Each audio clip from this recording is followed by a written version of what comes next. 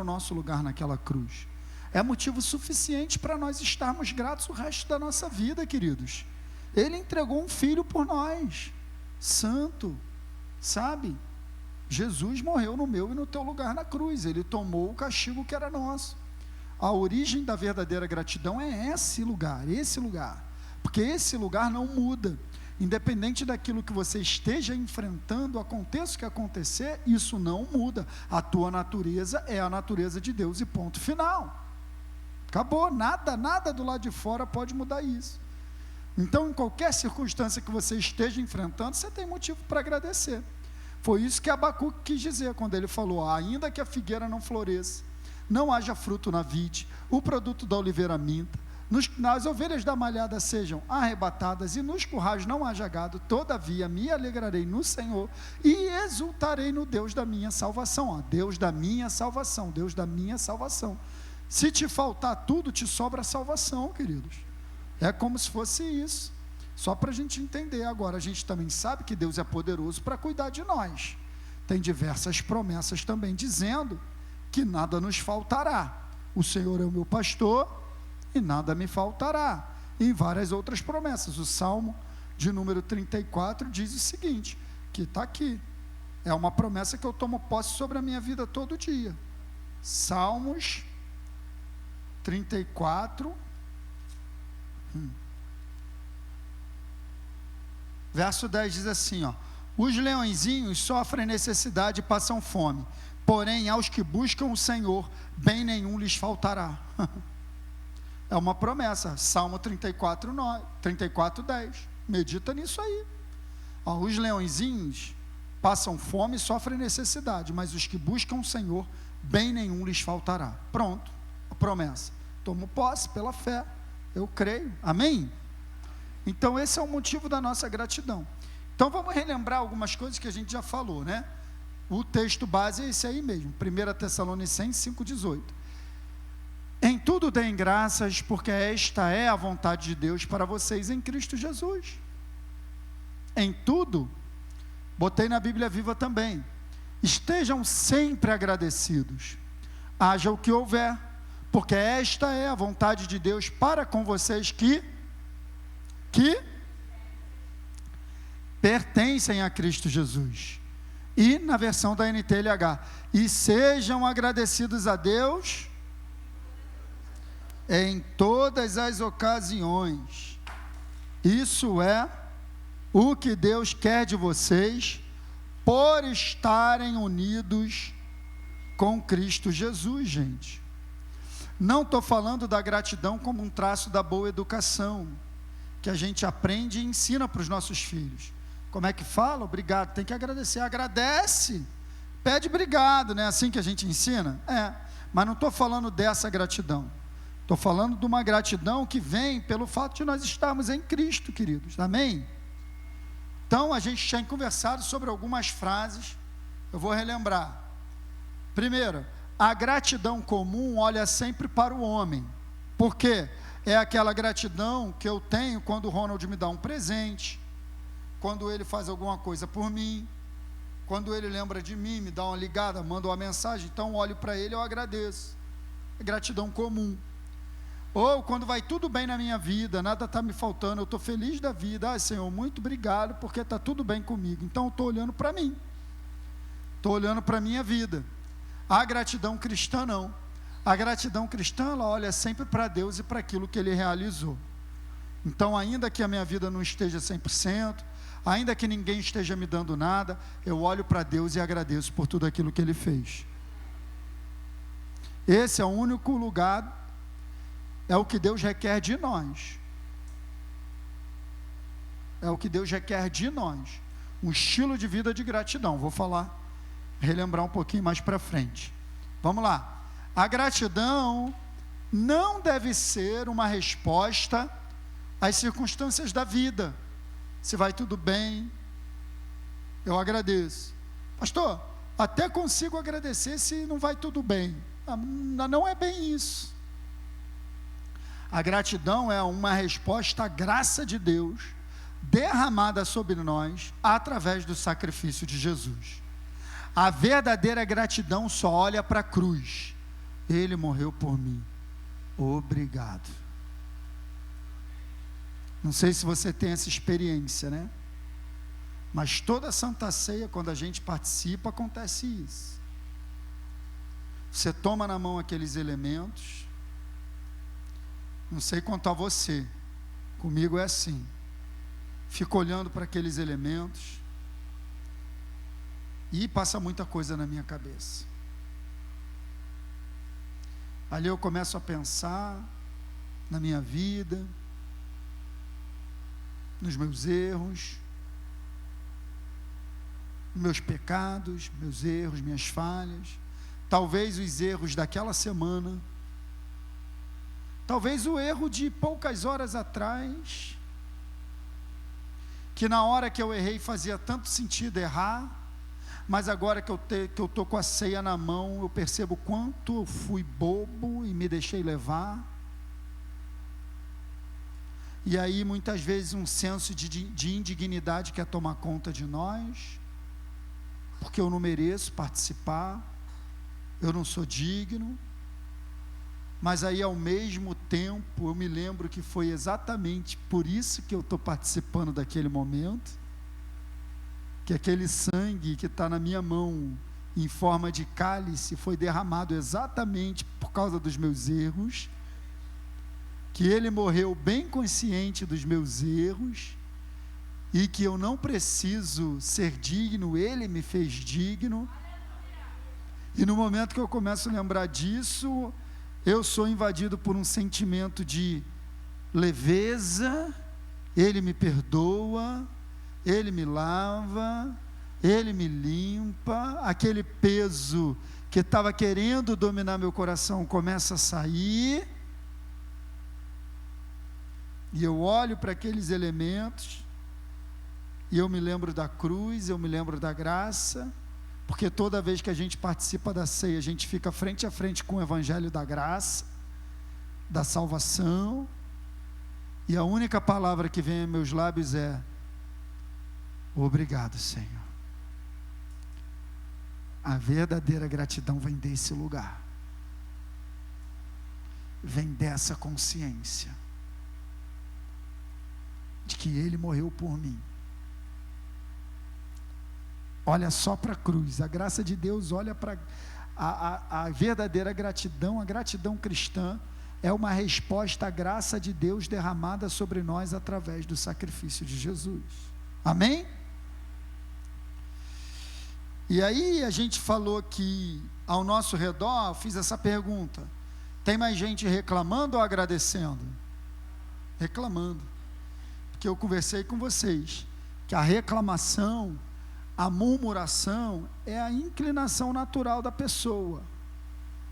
Ninguém precisa fazer força para reclamar. Reclamação vem naturalmente. É ou não é?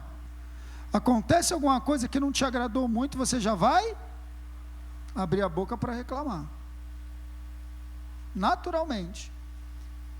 Então, a inclinação natural minha não é ser grato. A inclinação natural minha é reclamar. Então, a gratidão acaba sendo uma escolha consciente. Eu preciso me conscientizar. E segundo, sacrificial. Por que consciente e sacrificial? Consciente porque eu preciso lembrar que gratidão é meu estilo de vida. E sacrificial porque eu vou ter que matar a carne que quer reclamar para poder agradecer.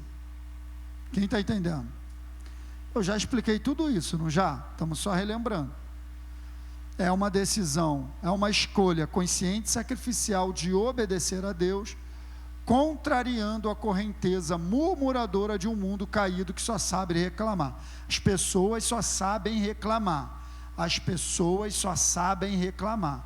A mesma pessoa que há tempos atrás estava orando para ter um carro, agora tem um carro, está reclamando do preço da gasolina. Então volta a andar de ônibus. A mesma pessoa que estava orando para ter um filho, agora está reclamando da bagunça que o filho faz. Que o filho é levado. Graças a Deus. Criança que tem saúde faz bagunça. Percebe como a gente reclama daquilo que a gente mesmo pediu para Deus? A gratidão e a ingratidão são duas forças opostas. que produzem resultados completamente diferentes na vida de cada um. A ingratidão vai produzir um resultado, já conversamos sobre isso. A gratidão vai produzir outro resultado. Falei para você tomar cuidado, porque muitas vezes eu não acho que eu sou ingrato, mas eu vivo reclamando, eu vivo preocupado, ressentido e amargurado. Aí depois nós conversamos sobre os resultados da ingratidão. É isso aí, ó, a ingratidão produz uma vida pesada. A pessoa que só reclama, a pessoa que só murmura, reclama de tudo, reclama se o sol está quente, reclama que a chuva está molhada. Ah, meu Deus, não tem sol frio nem chuva seca, querido. Está chovendo, está fazendo sol, vamos embora, para de reclamar. Que calor é esse? Ai, que chuva é essa? Meu Deus, Deus está assim para você, ó. Ontem tu estava reclamando do calor, hoje tu está reclamando da chuva, o que eu faço contigo?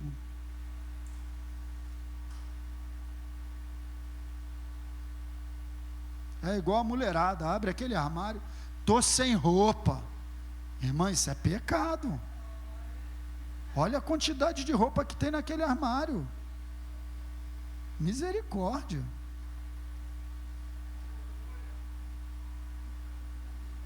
Já falei para você, não reclama da tua esposa, não reclama do teu marido, que de repente tem alguém na fila.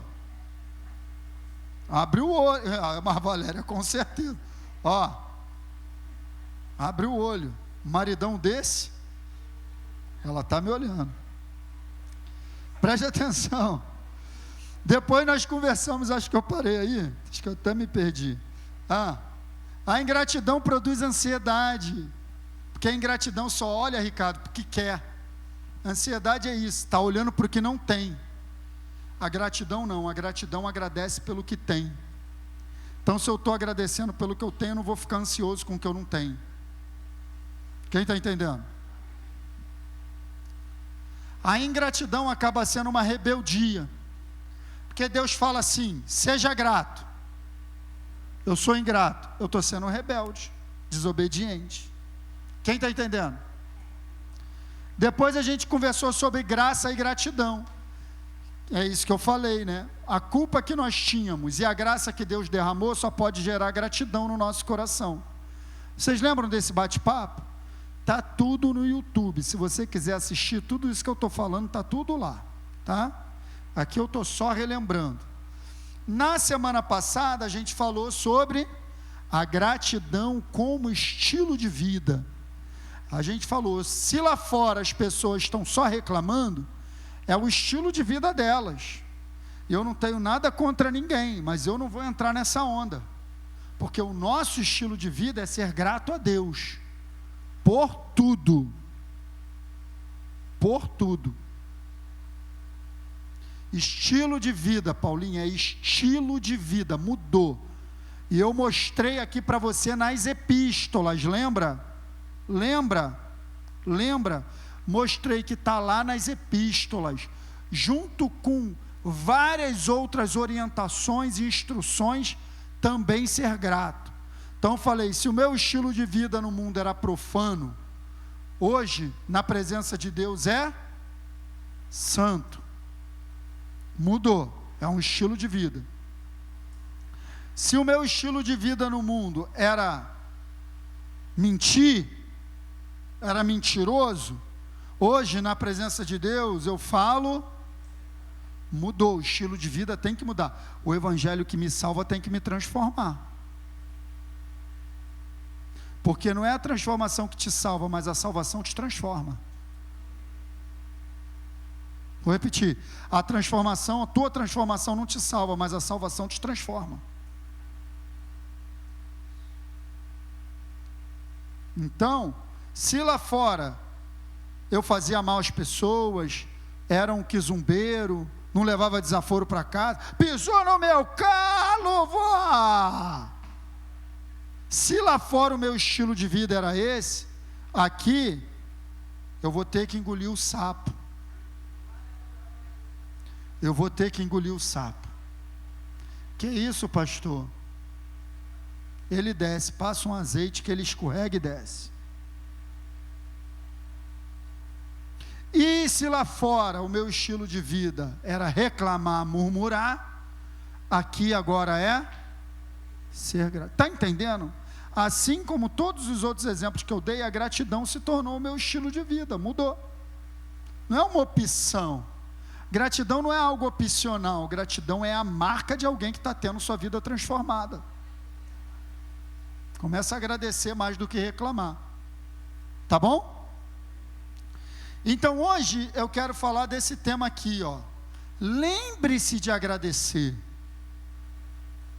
Porque eu quero acreditar que às vezes a gente não agradece, não é porque a gente é ingrato, é porque a gente não presta atenção, a gente não lembra, é porque a gente se distrai, é porque a gente fica muito animado com a bênção, a ponto de esquecer do abençoador. Não se anime com a bênção a ponto de se esquecer do abençoador, hein? Porque ele é a fonte de toda a bênção. Amém? Então eu e você precisamos nos lembrar de agradecer. E eu estudando sobre esse tema, lendo várias coisas, eu li uma história que me deixou muito impactado. Só para você ver a tendência natural do ser humano. Essa é para chorar. Tinha um navio que ele estava em alto mar, perto de algumas cidades, mas ele naufragou. Ele naufragou e as pessoas ficaram náufragos no meio do mar durante a madrugada. Quando amanheceu, eles viram que estavam próximos a uma cidade. E próximo a esse lugar onde o navio afundou, tinha um pequeno povoado, onde nesse povoado morava um jovem que era muito bem fisicamente, de saúde, e estava se preparando para entrar para a marinha americana. Então ele se preparava muito com natação, com água, porque ele queria ser da marinha americana. Ele era um jovem que estava se preparando, um jovem mesmo. E quando ele viu os destroços do navio, e ele viu aquelas pessoas se afogando, ele resolveu, numa atitude altruísta, né, de se entregar pelos outros, ele resolveu tentar salvar as pessoas. Só que não é fácil você tirar pessoas de dentro d'água se afogando, não, gente. Não vai nessa não, hein? O dia que tu estiver na praia e tiver alguém se afogando, você não tem experiência, não entre. Não é simples tirar alguém da água, não. Ele vai te puxar, vai levar você junto. Então, beleza. Ele entrou e começou a tentar salvar algumas pessoas. Mas encontrou muita dificuldade. Muita dificuldade, porque ele estava nadando em meio aos destroços do navio ainda. Então os destroços do navio pegavam no corpo dele, Guilherme. Ele foi se cortando, foi se machucando. Aí entrou, conseguiu tirar uma pessoa. Aí a água muito gelada. Entrou de novo, tirou outra pessoa. Entrou, tirou outra pessoa. Percebeu que estava com muito frio. Foi para o lado de fora, ficou um pouco perto da fogueira, viu que tinha mais gente lá dentro, entrou, foi tirando e foi se cortando e foi se danificando e foi tirando quem ele podia. Ao final daquela noite, ou daquele dia, naquele momento, ele estava com o corpo muito danificado, todo cortado e numa exaustão, beirando hipotermia, quase morrendo. E ele foi levado para o hospital. Porque ele agora precisou ser hospitalizado. Mas naquele dia, 17 pessoas deviam a sua vida a esse jovem. 17 pessoas foram tiradas da água por esse jovem e deviam a sua vida a esse jovem. Mas, infelizmente, os danos que foram gerados no corpo dele foram muito grandes, a ponto dele ser obrigado a desistir do seu sonho de ser da marinha. Ele não tinha mais condições, o corpo dele ficou muito danificado, a ponto dele precisar até em alguns momentos usar muleta e cadeira de roda, de tão danificado que ficou o corpo dele. E aí ficou muito famoso, ele deu diversas entrevistas, e numa dessas entrevistas, foram perguntar para ele, né, o repórter perguntou para ele, ou o entrevistador perguntou para ele, o que mais te marcou naquela noite? O que mais ficou forte no teu coração e que você se lembra daquela noite, que mais te marcou? E ele, com lágrimas nos olhos, respondeu: o que mais me marcou naquela noite é que dos 17 que eu salvei, nenhum deles voltou para me agradecer.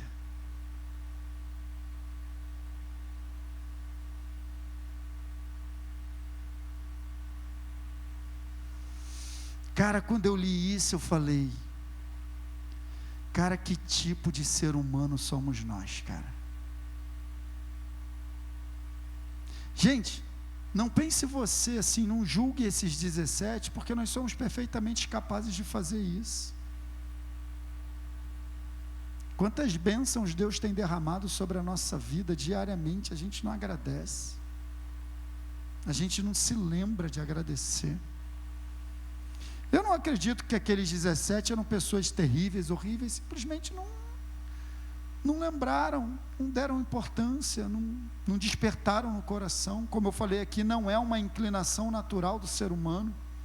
E quando eu li essa passagem, quando eu li essa reportagem, ou esse relato, né, automaticamente eu me lembrei de uma passagem que o César leu aqui no domingo, dos 10 leprosos. E já estava preparado para eu falar sobre isso com vocês hoje, nessa quarta-feira. Legal que ele falou alguma coisa também no domingo, não tem problema. Então eu quero ler com vocês essa passagem, porque diz assim, Lucas 17, Jesus estava de caminho para Jerusalém, e ele passava por meio de Samaria, uma cidade, e passava por meio da Galileia. Verso 12, ao entrar numa aldeia, saíram-lhe ao encontro o que, gente? 10 leprosos, que ficaram de longe e gritaram: Jesus, mestre, tenha compaixão de nós. Agora deixa eu conversar um pouquinho com vocês sobre a lepra. Lepra nos nossos dias é conhecido como hanseníase. Hoje é uma doença que tem cura, tem controle, mas na época de Jesus, o leproso perdia pedaço de nariz, de orelha, de rosto, essas coisas. Era uma doença que obrigava aquele que era cometido dela ser isolado da sociedade. Ele não poderia mais ficar no meio da família, não poderia mais morar na casa que ele tinha que sair da família, sair da cidade, e ele vivia às margens da cidade. As cidades, elas tinham muros que delimitavam seu território. Eles tinham que viver do lado de fora dos muros da cidade. Por isso que ele está dizendo que quando ele estava entrando na aldeia, ao entrar, vieram ao encontro dele. Então eles estavam na entrada da aldeia, eles não estavam dentro da aldeia, porque eles não poderiam entrar na aldeia, eles não poderiam. Então essa galera aí, a lepra na Bíblia, quando a Bíblia fala de lepra, ela tem muito a ver com pecado, sabe? Simboliza pecado também. Então a lepra nos nossos dias, a lepra nesses dias acabava com a pessoa também psicologicamente, porque tinha que viver afastado da família, não podia ver a família, imagina. Além de estar doente, estava isolado socialmente. Só para vocês entenderem a situação que eles estavam. Então eles veem em Jesus uma esperança, porque já ouviam a fama de Jesus. Jesus, por onde passava, tinha milagre, tinha cura. Quem está entendendo? Então eles começam a gritar: Jesus, mestre, tem compaixão de nós. Legal, vamos ver o verso 14. Ao vê-los, então Jesus olhou para eles. Jesus disse: vão e apresentem-se aos sacerdotes. Então Jesus, ele deu uma declaração: a pessoa acometida de lepra, para que ela fosse reinserida no convívio da sociedade, da família, ela precisava passar pela avaliação do sacerdote. Ela precisava fazer isso. Então Jesus mandou, mas eles se apresentavam ao sacerdote curados. Eles precisavam se apresentar curados, para o sacerdote ver que eles estavam curados. Ainda tinha um tempo, tá? Tantos dias depois eles eram inseridos na sociedade, novamente. Quem está entendendo? Então ali Jesus não curou, Jesus mandou, vão. Então o César falou muito bem aqui no domingo, envolvia ali eles acreditarem, terem fé, que no caminho eles seriam curados e chegariam ao sacerdote sãos. E foi o que aconteceu. E aconteceu que indo, eles foram. Então a Bíblia não diz aqui se eles chegaram a se apresentar ao sacerdote ou não. A Bíblia diz que eles indo foram purificados. Não diz que eles se apresentaram ou não. Tá? Então vamos lá, verso 15. Um dos 10, vendo que estava curado, aqui a gente não sabe se eles foram ao sacerdote ou não. Eu creio que eles ainda não tinham chegado no sacerdote. Eles estavam no caminho, estavam indo. E no meio do caminho, quando eles começaram a ver, estavam curados. Um dos 10 resolveu não continuar o caminho até o sacerdote. Ele resolveu, antes de se mostrar ao sacerdote e ter de volta a sua vida social, ter de volta o convívio da sua família, ele priorizou, antes de qualquer coisa, eu preciso voltar para agradecer. E eu não acredito que os outros 9 deixaram de agradecer porque eram ruins. Eu quero crer que a euforia de se mostrar ao sacerdote, ver realmente que estava curado e voltar para o convívio da família foi maior do que a atitude de gratidão. É isso que a gente não pode deixar. A euforia daquilo que a gente quer muito, ou que a gente recebeu, fazer com que a gente perca o foco de agradecer a fonte de quem nos curou. A gente não pode se distrair com as bênçãos, a ponto de esquecer de agradecer o abençoador. Quem está entendendo isso, gente? Ele resolveu voltar. Voltou dando glória a Deus em alta voz, prostrou-se com o rosto em terra, aos pés de Jesus, agradecendo-lhe. E aí a Bíblia coloca um detalhezinho muito, muito intrigante. Muito intrigante. A Bíblia coloca assim, ó, não está ali à toa, gente. E este era, não está ali à toa. E quando eu li, eu falei, o que tu quer me ensinar? Tu quer me ensinar alguma coisa aqui? Me ensina, Espírito Santo. Não está à toa. Não está à toa. Aí, Jesus, ele repete, porque Jesus, ele faz uma pergunta, gente, que ecoou no meu coração. Talvez a mesma pergunta que o jovem da história que eu contei está fazendo. Cadê as 17 pessoas que eu salvei? Jesus perguntou a mesma coisa. Onde estão os outros 9? De repente Jesus está perguntando, cadê o Luiz Fernando? Que me pediu, eu abençoei, cadê? Me agradecendo. Quem está entendendo o que eu estou falando? Cadê o Ronald? Cadê o César? Tenho abençoado, cadê me agradecendo? É uma pergunta que ecoa no nosso coração, gente. Aí ele mesmo responde no verso 18: não se achou quem voltasse para dar a glória a Deus, a não ser este.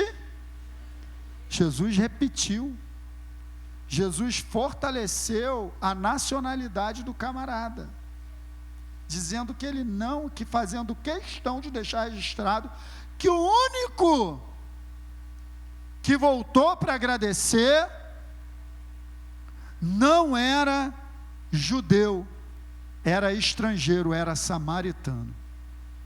O que Jesus quer nos ensinar?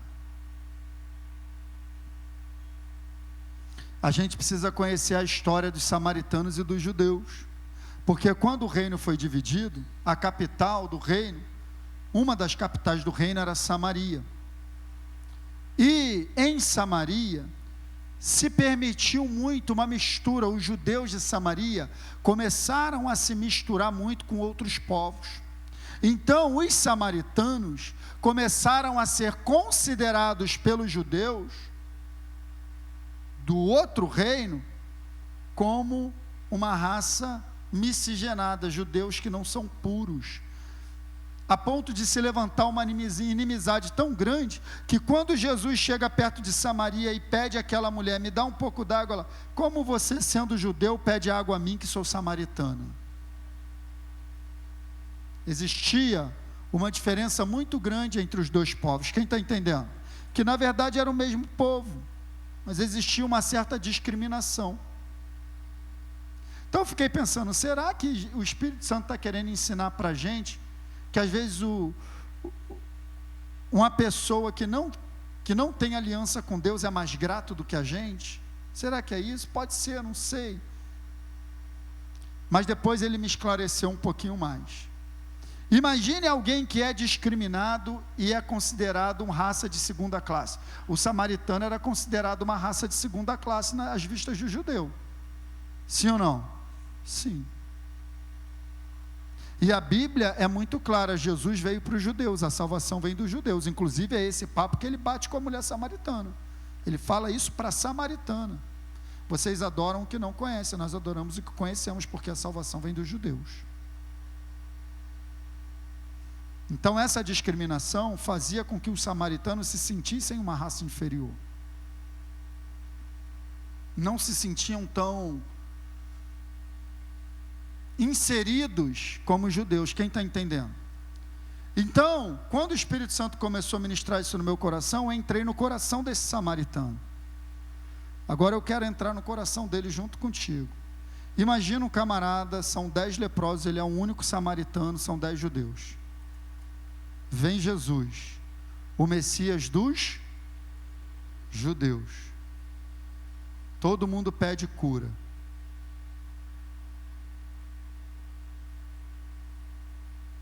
Todo mundo é curado. Mas dos 10, ele era o que se sentia mais indigno de receber aquela cura.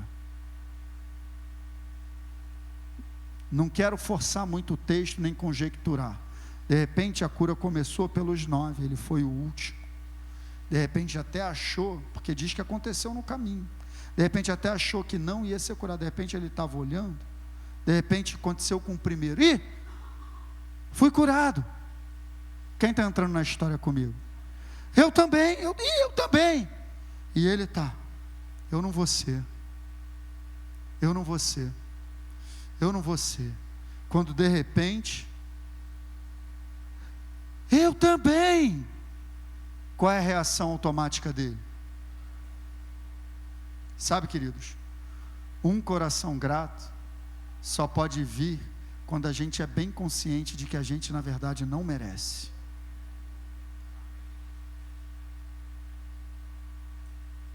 Será que a gente, como filho de Deus, se acha muito no direito de exigir as coisas de Deus? Ou de que Ele tem obrigação conosco a ponto de quantas coisas acontecem, a gente não precisa mais agradecer? Será que a gente já chegou nesse lugar? Eu sou da igreja, sou filho de Deus, eu sirvo a Ele, aleluia. Ele cuida de nós, Ele é nosso Pai, Ele tem responsabilidade conosco. Mas nós não podemos entrar nesse lugar de ingratidão e achar que Ele tem obrigação conosco, sabe? Isso é bem sério, porque acaba sendo um orgulho da nossa parte, e o orgulho impede que a gratidão se manifeste, porque quando eu sou orgulhoso, eu acho que na verdade eu mereço tudo que fazem por mim, eu vou agradecer por quê? Na verdade eu mereço é mais, ainda fazem pouco. E aí a gente, quando está de frente com a ingratidão, a gente acaba descobrindo que é um pouco orgulhoso também. Que coisa, né?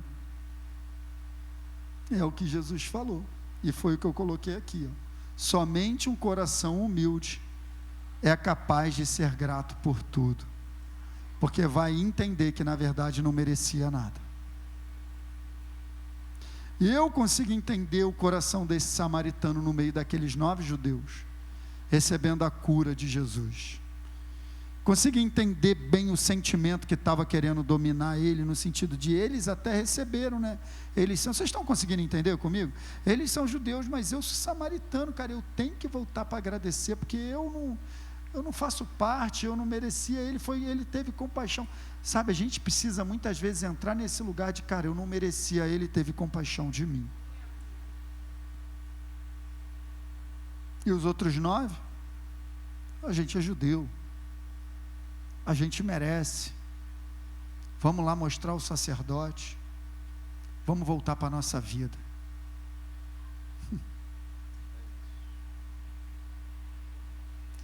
Esse é o recado dessa noite. Aí quando ele volta, acontece isso aqui, ó. Ele disse: levante-se e vá, porque ele se prostrou para agradecer. A sua fé salvou você. Ele tem um encontro real não só com Jesus que cura, agora com Jesus que salva. Só porque ele voltou para agradecer. Só por uma atitude de agradecimento, gente. Gente, só por uma atitude de agradecimento ele herdou a salvação. Sabe o que a gente pode estar perdendo só por não agradecer? Só por não agradecer. Eu não acredito num coração ingrato da nossa parte diante de Deus, mas eu acredito num coração desatento. Podemos estar desatentos. E a minha mensagem essa noite é essa: se lembre de agradecer, querido. Não se acostume com as bênçãos, não se acostume com Deus, não se acostume com a presença, não se acostume com o acesso a Ele. Só de você orar é um acesso que você só tem porque Ele te deu. Então já começa: Senhor, eu já quero te agradecer só por eu poder estar falando contigo. Até esse acesso a gente tem que agradecer. Não se acostume. Não estou aqui trazendo um peso de tem que ser religioso, nada disso. Mas a gente tem que ser equilibrado. A gente não pode entrar num lugar, não, de que eu sou filho de Deus, sou filho, eu sou herdeiro das promessas, co-herdeiro com Cristo, e somos, tudo isso é verdade, nada disso é mentira não, mas cuidado, para isso não te levar para um lugar de orgulho, a ponto de você esquecer de agradecer a Deus por cada detalhe. Diante do inferno, a gente tem que se posicionar como filho, tem que ter muita consciência, escuta o que eu vou te falar. Diante do inferno, das afrontas que o inferno levanta na minha e na tua vida, eu e você, a gente tem que se levantar com a nossa identidade mesmo. Eu sou filho de Deus, eu tenho direito, eu tenho saúde. Diante do inferno é assim, mas diante de Deus, Senhor, obrigado, Pai, porque eu não era digno, o Senhor me amou, o Senhor me resgatou. Diante de Deus é assim. Diante de Deus é em humilhação e reconhecimento de tudo aquilo que Ele fez por nós. Amém? Vou fechar com essa frase, é a frase que a gente tem falado, tá? E eu tenho declarado: a verdadeira gratidão, motivada pela graça de Deus, é poderosa para transformar a nossa vida e as situações que nós enfrentamos. Amém? Fique de pé, vamos adorar a Deus.